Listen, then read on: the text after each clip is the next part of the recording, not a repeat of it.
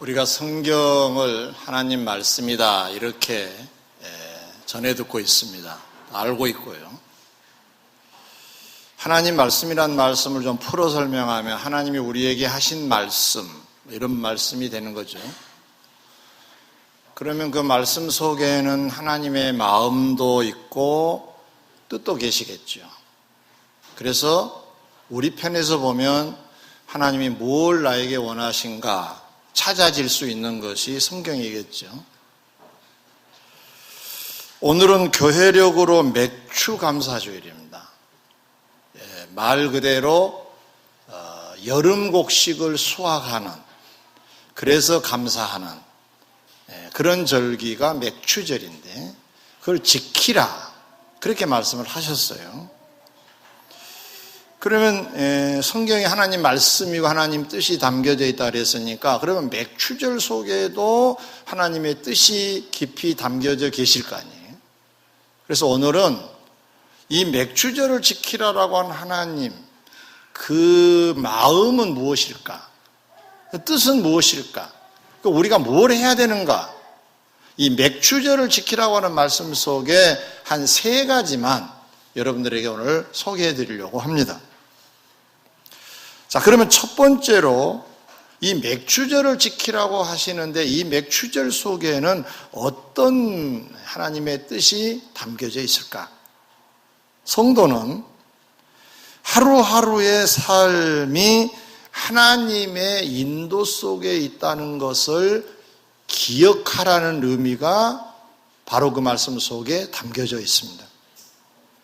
이걸 좀 세분해 보면 작은 첫 번째로 우리가 오늘 여기에 이르게 된 건 하나님의 인도다라고 하는 것을 알라는 말씀이에요. 출애굽기 23장 16절에 보면 맥추절을 지키라 그렇게 말씀하시면서 이렇게 그 이유를 밝히고 있어요. 이는 내가 수고하여 밭에 뿌린 것에 첫 열매를 거둠이니라 이렇게 되어 있습니다. 자, 밭에 씨앗을 뿌렸어요. 열매를 거두었어요. 누가 한 거죠? 우리가 한 거죠. 우리가 밭에 씨앗을 뿌려서 수확을 우리가 한 거죠.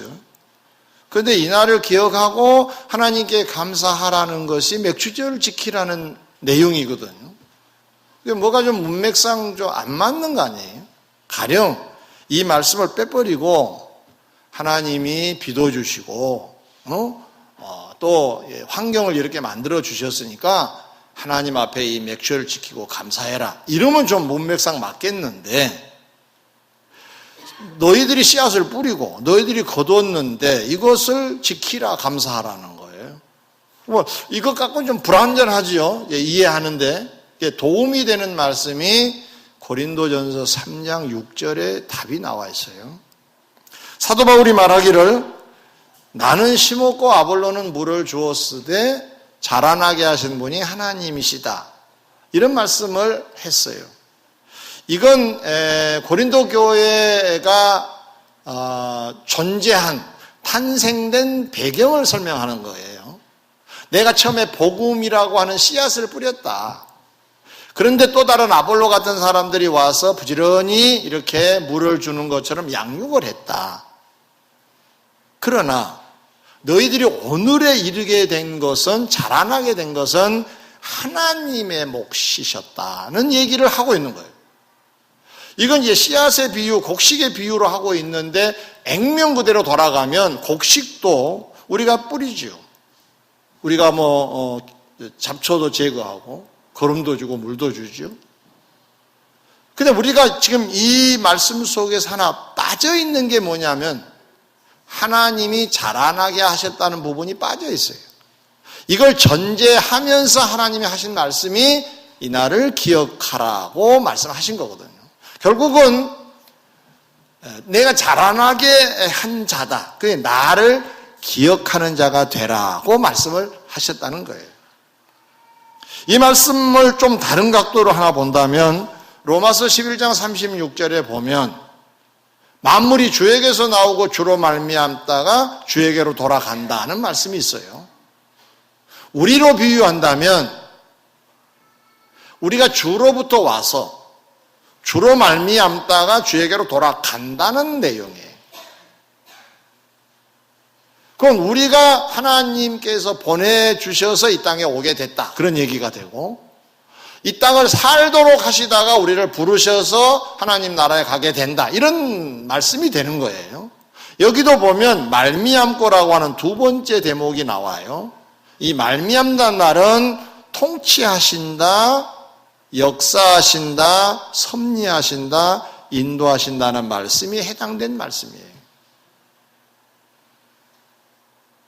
그러므로 저와 여러분들이 그동안의 세상을 살아오면서 잊어버리고 있었던 것 중에 하나가 배후에 하나님이 계셨다라고 하는 사실을, 이걸 오늘 본문에서 우리에게 뭘 말씀하시냐? 기억하라는 것.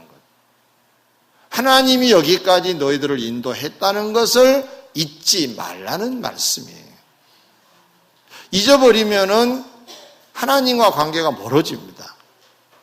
그냥 하나님을 기억하면서 살면 친밀해져서 하나님과 관계된 복을 받게 됩니다. 결국 우리를 위함의 말씀인데, 그렇지 않다 하더라도 우리는 하나님이 인도하셨다는 사실만큼은 놓치지 말자는 것입니다.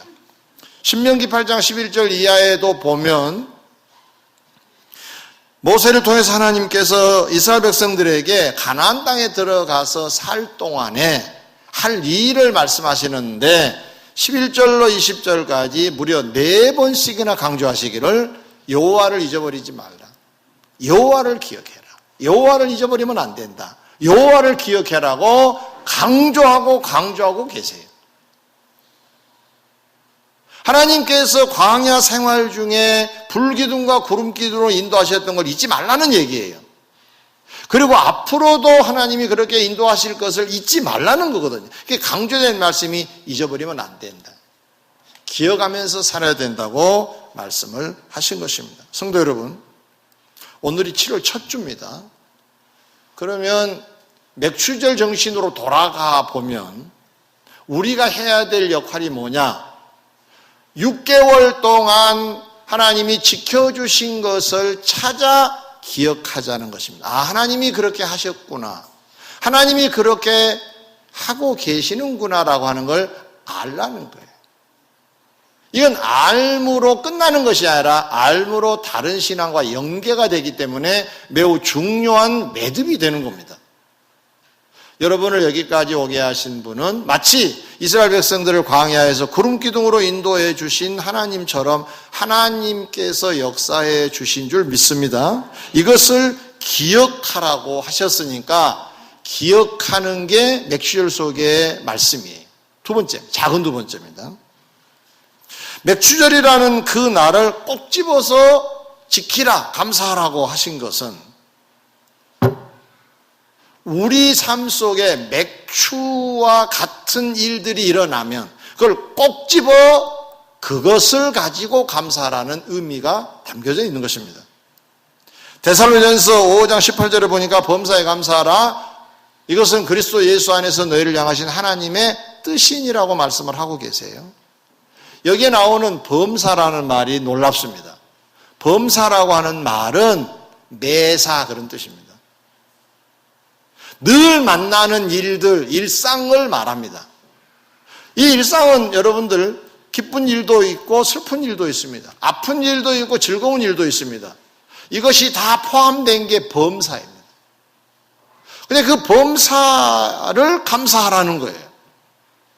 이것도 참 어렵습니다. 왜냐하면 좋은 일에는 감사가 나오는데 어떻게 힘든 일을 만나고 감사가 되겠느냐 말이죠. 쉽지 않아요. 예를 하나 들어드리겠습니다. 이해를 돕기 위해서. 제가 아는 어떤 전도사님이 지방에서 부흥회를 인도하시고 이제 서울을 오셔야 되니까 옛날 얘기입니다. 그때는 금요일 새벽까지 부흥회를 인도했었습니다. 그러니까 금요일 날 새벽 마치고 잠깐 쉬었다가 아침 먹고 오면은 금요일 저녁 때쯤 됩니다. 그럼 금요일 저녁부터 목양을 해야 됩니다. 그럼 어찌 되겠습니까? 토요일 하루 목양을 해가지고 주일을 또 만나고 또 월요일 날 부흥회 가고 그랬습니다. 그러니까 이제 시간이 촉박해서 기사 집사님 보고 빨리 서울 갑시다 라고 재촉을 했습니다. 휴게소에 잠깐 쉬었다가 올라오시는 길인데, 근데 그날따라 이 기사 집사님이 이유가 많아서 빨리 차를 운전해 주지 않는 거예요. 뭐 화장실 갔다 와야 됩니다. 물 마셔야 됩니다. 뭘 빠뜨렸습니다. 사야 됩니다. 그러면서 서둘러 주질 않는 거예요. 전사님이 오죽했으면 화를 냈겠습니까? 화를 내고 이제 꼭 다물고 뒷좌석에 앉아서 마음속에 불편하게 있었겠죠. 한참 만에 그분이 이제 운전을 해가지고 이제 고속도로를 탔습니다. 타는데 차가 가지를 않는 거예요. 앞차들이. 그래서 물어보니까 방금 전에 앞에 큰 사고가 났다는 거예요. 근데 시간대를 대충 계산해 보니까 자기가 서둘러서 가자고 한 시간대에 맞춰서 사고가 난 거예요. 그때 그가 깨달았다 그래요. 만약에 그때 내가 서둘러서 갔다고 하면 대형 사고가 났을 것이다. 그러면 큰 문제가 생겼을 것인데, 하나님이 이렇게도 인도하시는구나 깨달았다고 그래요. 성도 여러분, 범사는 좋은 일만을 두고 하는 말은 아닙니다. 여러분 요즘 힘든 일 만나시기도 하지요. 벅찰 수도 있죠, 그렇죠? 눈물 날 수도 있습니다. 가슴이 미어질 수도 있을 겁니다. 걱정스러울 수도 있을 것입니다. 그거 불안해하지 마시고요. 일단 하나님이 배후에 계신 걸 믿으시고 감사로 시작하시기를 바랍니다. 로마서 8장에 모든 것이 합력하여 선을 이루신다고 하시잖아요. 우리가 하는 게 아니에요. 하나님이 이렇게 우리의 삶을 주물주물 하셔서 작품을 만드시겠다는 뜻이 그 말씀이에요. 내가 만든 게 아니에요. 하나님이 우리를 우리되게 해 주실 줄 믿습니다. 그게 범사를 만들어서 작품이 되게 하시는 하나님이시기 때문에, 그러면 지금 당장 느낌상은 아닌 것 같아도 감사가 우리 몸에 배는 게 신앙의 성숙이에요. 감사자로 사세요. 따라합시다. 하나님 감사합니다. 하나님 감사합니다. 그 고백이 매우 중요한 고백입니다. 사무엘하 7장에 보면 다윗이 성전 건축을 해드리겠다고 하나님 앞에 입장을 밝히자 하나님이 깜짝 놀라우시면서 복을 약속을 하세요. 근데 다윗에게도 복을 주시고 그 후손들에게도 대대로 복을 주시겠다고 약속을 하세요. 전무후무한 복입니다, 사실은. 근데 도대체 이 복을 하나님이 쏟아 부으시겠다고 하는 배경이 뭔가 봤더니 다윗이 하나님을 위하여 집을 지어드리겠다고 하는 것 때문에 그랬습니다. 성전 건축을 좀 해드려야 되겠다. 그 성전 건축을 이게 귀한 건 맞지만 그렇게까지 후손들까지 복을 약속하실 만큼 가치가 있는 건가? 성전 건축이라고 하는 건 대단한 가치지만 뭔가 조금 부족한 것 같은 생각이 들어서 자세히 살펴보니까 7장 1절에 이런 말씀이 기록되어 있어요. 여호와께서 사방의 대적을 물리치신 후에 다윗으로 하여금 평안히 궁에 거하게 하실 때에 다윗이 이 성전 건축을 구상했다고 나와 있어요. 그 밑바닥이 하나님이 베푸신 은혜가 너무 고맙고 감사해서 성전 건축으로 연결했다는 얘기입니다. 성전 건축도 귀합니다. 그러나 더 귀하게 된 이유가 감사한 마음에서 출발한 그런 다짐이었기 때문에 하나님께서는 2중 3중으로 가치를 치시고 복을 약속하셨다는 말씀입니다. 사랑하는 성도 여러분, 자, 반년을 돌아보는 시간입니다. 반년 동안 하나님 베푸신 은혜를 하나하나 오늘 이 시간에는 뭐 할 수 없으니까 여러분 집에 돌아가셔서라도 헤아려 보세요. 하나님이 이것도 역사하셨구나, 저것도 역사하셨구나, 이런 일도 있었네, 저런 일도 있었네 하시면서 하나님을 대입하심으로 기억하는 여러분 되시기를 주의 이름으로 권면합니다. 그래서 그분께 감사의 입장을 가지면 좋겠습니다. 크게 두 번째로, 맥추절을 지키라고 하는 말씀 속에는 또 어떤 하나님의 마음이, 뜻이 담겨져 있을까? 성도는 은혜를 베푸신 하나님께 적극적으로, 구체적으로 감사를 표현하라고 하십니다. 감사하라고만 되어 있는 것이 아니라 이렇게 감사해라, 저렇게 감사하라고 조항이 붙어 있어요. 자, 신명기 16장 10절에 내 하나님 여호와 앞에 7절을 지키되 내 하나님 여호와께서 내게 복을 주신 대로 내 힘을 헤아려 자원하는 예물을 드리고 그랬어요. 여기 갑작스럽게 77절이라는 말이 나옵니다. 이 77절은 맥추절의 또 다른 이름입니다. 근데 왜 77절이라 그러느냐? 이 맥추절 절기 바로 전 절기가 6월절입니다. 6월절이 지나면 무교절이라 그래가지고 한 주간 누룩 없는 빵을 먹는 기간이에요. 그러니까 맛은 없었겠죠.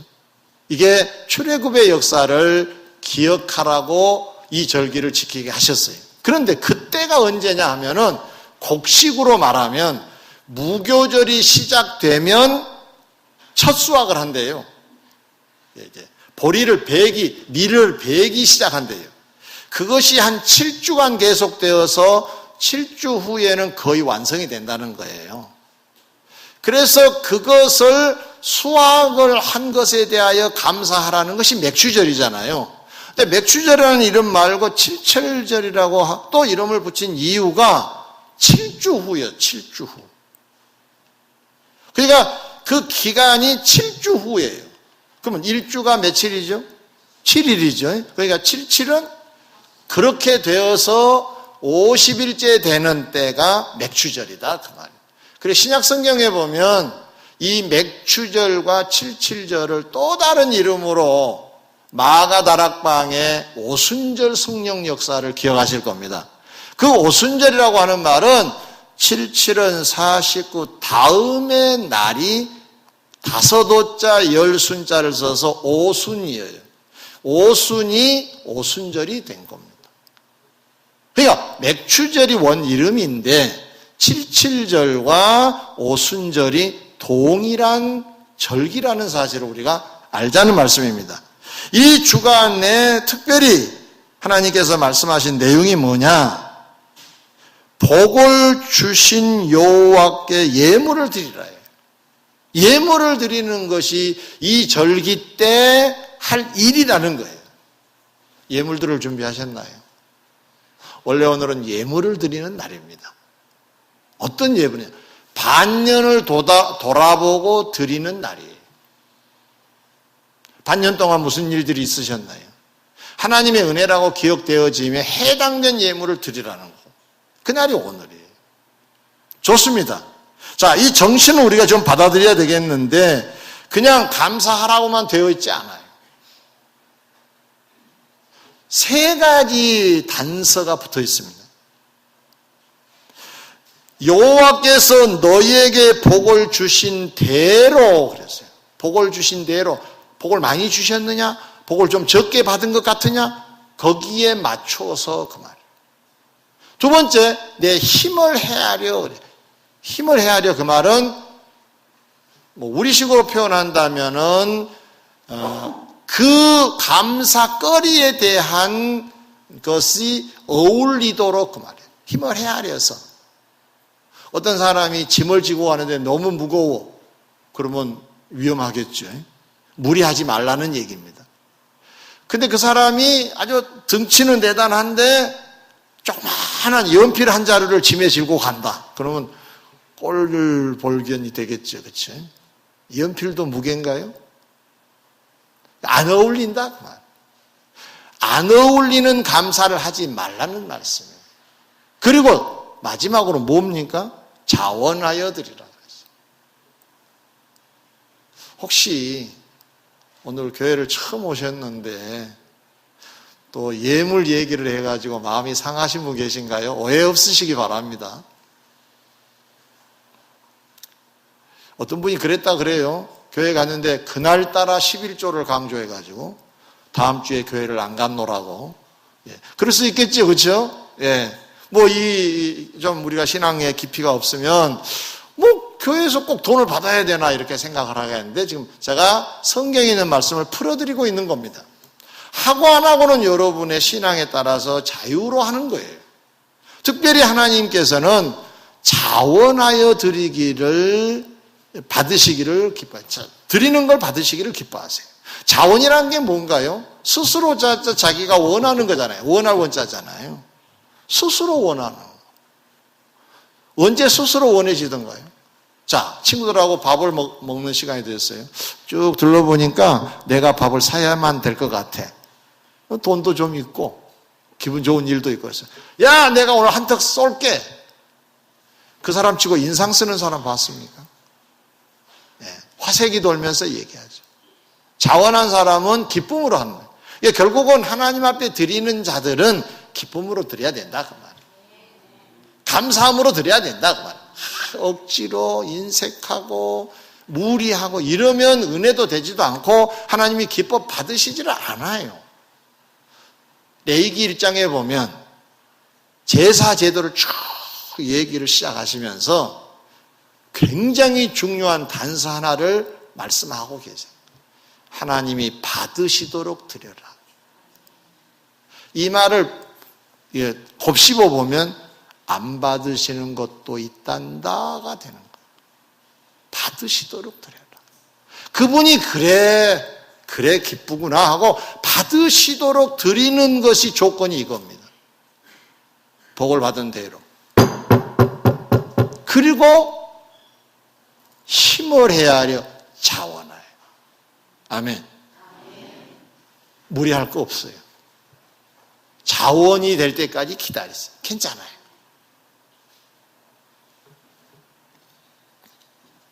이렇게 구체적으로 표현하는 것을 하나님은 바라십니다. 이것이 성숙된 신앙이라고 말씀하고 계신 거예요. 그냥 입으로 그냥 고맙습니다 이래도 될 것 같은데 하나님은 예를 갖추게 하십니다. 여러분, 집안에서도 어렸을 때는 고마움을 잘 모르잖아요. 부모의 고마움. 근데 철이 좀 들면 인사하죠. 고맙습니다. 조금 더 크면 어떻습니까? 뭔가 준비하여 너무 감사합니다라고 예물을 드리기도 하잖아요. 용돈을 드리든 신발을 하나 사드리든 옷을 한 벌 사드리든 그러잖아요. 표현하는 거죠. 부모가 기쁘지요. 그런 것처럼 하나님 앞에서도 우리가 좀 신앙의 초보일 때는 그냥 하나님의 은혜인 줄 잘 모르잖아요. 조금 들면 고맙습니다 단계가 된단 말이죠. 그러다가 자원하여 예물 드리는 단계가 온다는 얘기죠. 이 단계가 정상의 단계입니다. 이 단계를 향하여 우리는 갈 수 있어야 한다는 얘기예요. 자원하여 예물을 드리는 단계. 누가복음 17장에 보면 10명의 나병 환자가 소개됩니다. 그 나병 환자들은 동네 사람들하고 같이 못 살고 격리되어 자기들끼리 삽니다. 왜냐하면 나병이 들렸으니까. 이들이 주님을 만나서 고침을 요구합니다. 멀리 떨어져 지나가시는 주님을 불러서 좀 고쳐달라고 얘기를 합니다. 얼마나 간절한 소원으로 빌었겠어요. 근데 주님께서 알았다. 너희들 몸을 제사장에게 보여라. 이 말씀 속에는 당시에 이 나병이 고쳐졌으면 이 제사장들이 가서 몸을 보이는 제도가 있었습니다. 이제 심사를 받는 거예요. 심사를. 그러니까 다 나았어요 하는 것을 판명받으라는 거예요. 제사장에게 가거라. 그 말은 나았으니까 가거라. 그런 뜻이에요. 이제 그들이 이제 믿음을 가지고 그래도 갑니다. 하다 보니까 자기들 몸이 깨끗해졌어요. 그 중에 한 사람이 돌아와 예수님께 엎드려 살해했다 그랬어요. 감사했다 그랬어요. 근데 다음 대목이 중요합니다. 그 사람을 향하여 주님이 이렇게 말씀하십니다. 내가 10명을 고쳐주지 않았느냐. 근데 그 9은 어디 갔느냐 라고 얘기하세요. 9은 어디 있느냐. 자, 이 말씀 속에 주님의 깊은 마음은, 우리를 향한 마음이 뭡니까? 감사자를 기다리고 계신다는 거죠. 은혜를 입었으면 감사할 줄 알아야 된다는 것이 바로 주님의 마음이잖아요. 성숙된 성도라면 감사할 줄 알아야 된다는 거예요. 인격적으로도 성숙하면 대인관계 속에서도 감사하지요. 애들은 감사를 잘 몰라요. 철들면 감사라는 말이 나와요. 보답하려고 하고. 우리의 신앙도 초보의 단계에서는 어쩔 수가 없지만 단계를 높여감으로 감사가 우리 삶 속에 있어야 한다니. 그게 구체적으로 표현되어져야 된다는 거죠. 그런데 놀라운 사실은 감사를 했던 그 사람에게는 그 주님께서 구원의 약속까지 하신 걸 볼 수가 있죠. 감사의 혜택이 얼마나 큰가를 알 수가 있어요. 미국 프리스턴 대학의 졸업식이 어느 해에 있었다고 그럽니다. 그 대학에서 최우수 성적자에게 시상을 하는 그런 시간이 되었는데 윌슨이라고 하는 사람이 호명되었습니다. 환상에 올라갔습니다. 그래서 이제 교장 선생님이 이제 상을 줍니다. 최우수 성적을 낸 사람이다. 한데 교장 선생님 잠깐만 좀 기다려 주시면 안 되겠냐. 왜 무슨 일이냐. 사실은 이 상은 저희 어머님이 받아야 될 상입니다. 우리 어머님이 평상시에 제게 늘 가르쳐 주신 게 있었는데 누군가가 너를 도와주면 그분에게 꼭 감사하는 것 이렇게 실천하라고 하셨습니다. 그런데 바로 오늘이 내가 실천할 수 있는 날인 것 같습니다. 어머님이 제가 대학을 여기까지 나오게 된 것은 어머님 공이 컸습니다. 제가 공부한 것 같지만은 어머님이 다 저를 도와주셔서 일이 됐습니다. 그래서 제가 우리 어머님 앞에 실천을 좀 보여드려야 될 것 같습니다. 해가지고 어머님을 모셔서 그 자리에서 자기가 받을 모든 영광을 돌려드렸다 그래요. 평소 어머니가 가르쳐 주신 게 도움받으면 고마워할 줄 알아야 된다. 사소하더라도 꼭 고맙다고 해라. 감사하다고 해라. 이것이 신앙의 출발이고 인격의 출발하고 늘 가르쳐줬다는 거예요. 그가 이것 때문이라고는 말할 수 없지만 이런 토양으로 그의 인격과 신앙이 갖춰지고 만들어지고 세워져서 미국이 28대 대통령까지 됩니다. 그분이 윌슨입니다. 감사하는 사람치고 마음이 좁은 사람은 없습니다. 감사가 풍성한 사람처럼 여유로운 사람도 사실 드뭅니다. 대인관계나 대신관계 마찬가지입니다. 감사하는 사람이 폭을 넓힐 수 있는 거고 그 폭 속에 하나님의 복을 채워주실 줄 믿습니다. 사랑이 수고가 있을 때 증명되는 것처럼 감사도 표현되어질 때 감사가 증명된다는 논리입니다. 감사를 표현하는 데까지 이르시기를 주의 이름으로 축원합니다. 마지막 세 번째입니다.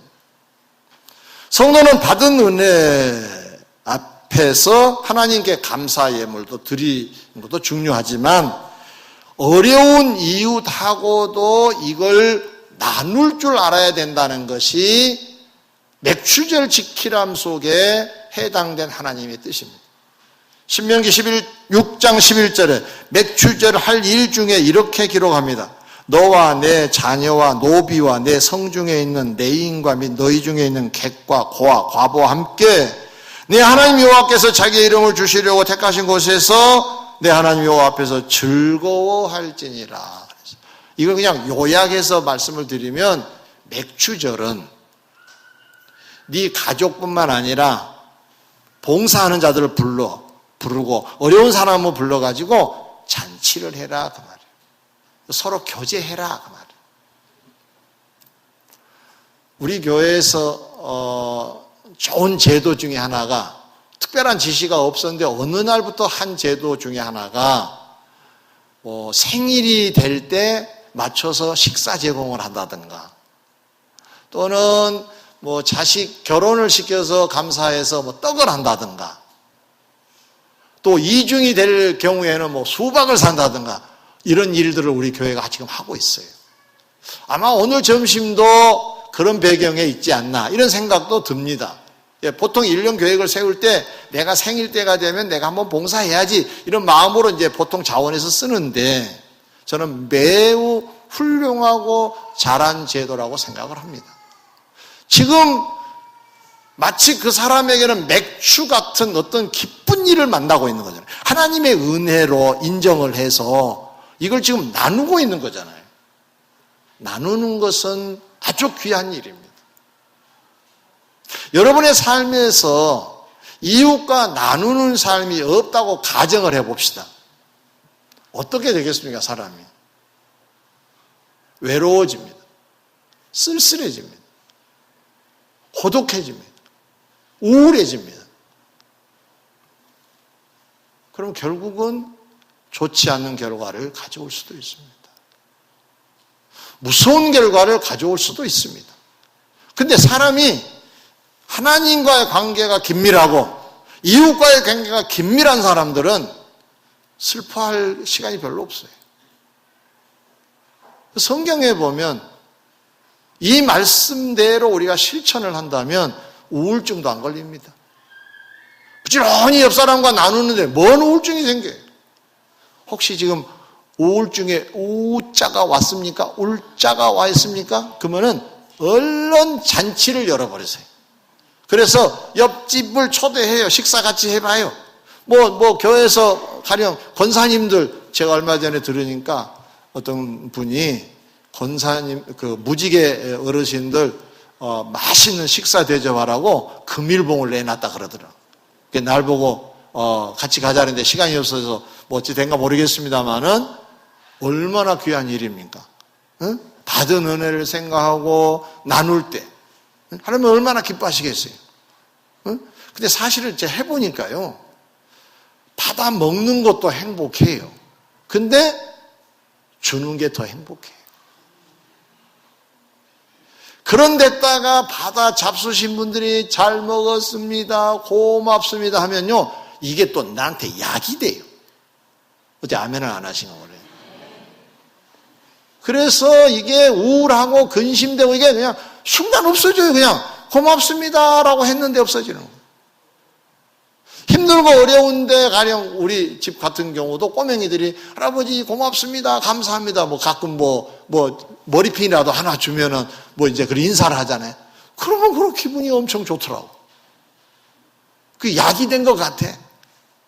자, 옆 사람에게 고맙습니다. 감사합니다.